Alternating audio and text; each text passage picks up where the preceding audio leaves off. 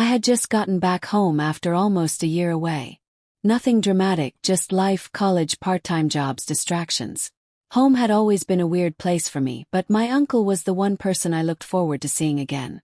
He wasn't just an uncle. He felt more like a friend. Growing up, he was the one who showed up to school events when my parents didn't. He taught me how to drive. Bought me my first phone.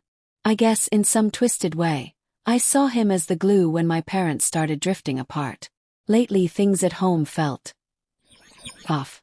My mom barely spoke more than a few sentences at a time. My dad seemed preoccupied, like his mind was permanently somewhere else.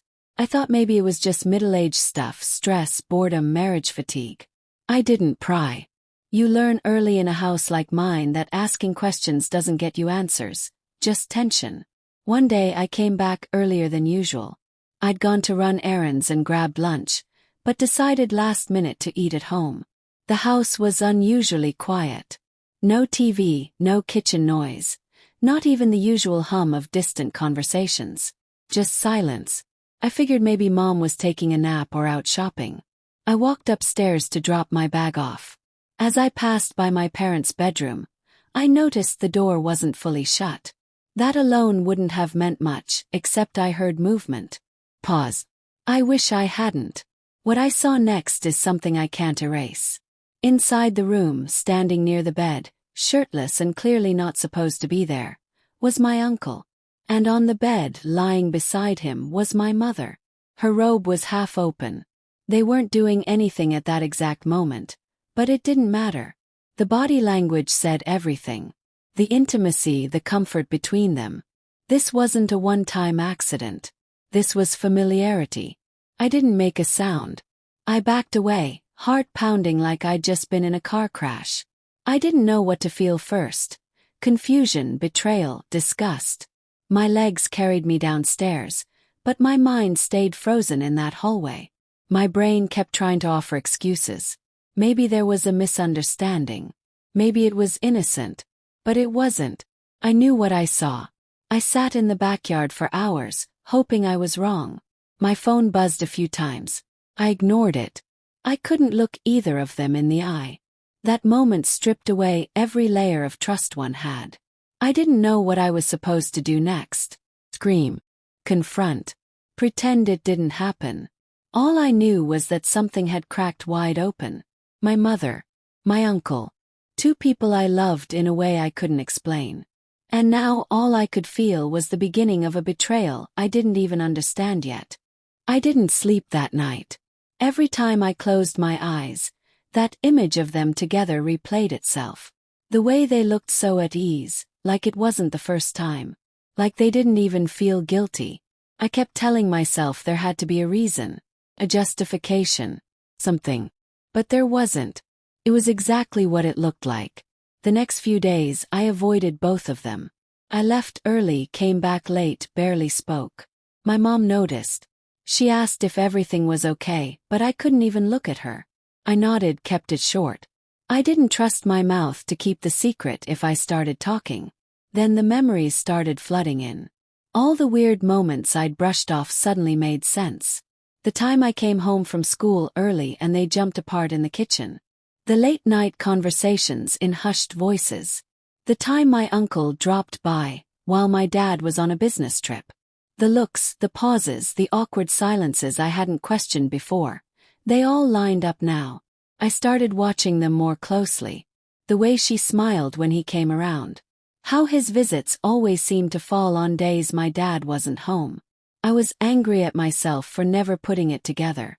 Angry that I trusted them so blindly. It wasn't just a fling. That much was obvious. This had depth, pattern. I wasn't sure how long it had been going on, but it wasn't new. And it wasn't meaningless. That made it worse. One night I overheard them talking. I didn't mean to eavesdrop, but their voices were low and the house was quiet. My mom said she couldn't keep living in two lives. My uncle told her he'd wait as long as it takes. She said she didn't want to break the family. He told her she already had. That sentence hit me harder than I expected. That's when it became clear. They didn't feel guilty. They felt trapped. Like the lie was harder to carry than the affair. I realized they weren't just hiding from others, they were hiding from themselves. I finally confronted her alone. I didn't plan it, it just came out. I asked her how she could do that to Dad. She went pale. She didn't deny it. She just sat down, stared at the floor and said, "It wasn't supposed to happen." That was her explanation. She said she felt invisible for years. Said your uncle listened when your dad didn't. She looked at me and said, "You don't know what it's like to feel completely alone in your own home." I didn't respond. Couldn't. Later, my uncle texted me. Just 5 words. "I'm sorry you found out. Not sorry for doing it. Just sorry I saw it." That told me everything I needed to know. I couldn't keep it in anymore. The weight of what I knew was eating me alive.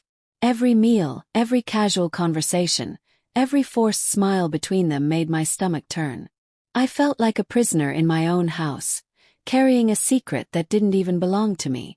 But it had become mine the second I saw it. I thought about telling my dad. Over and over.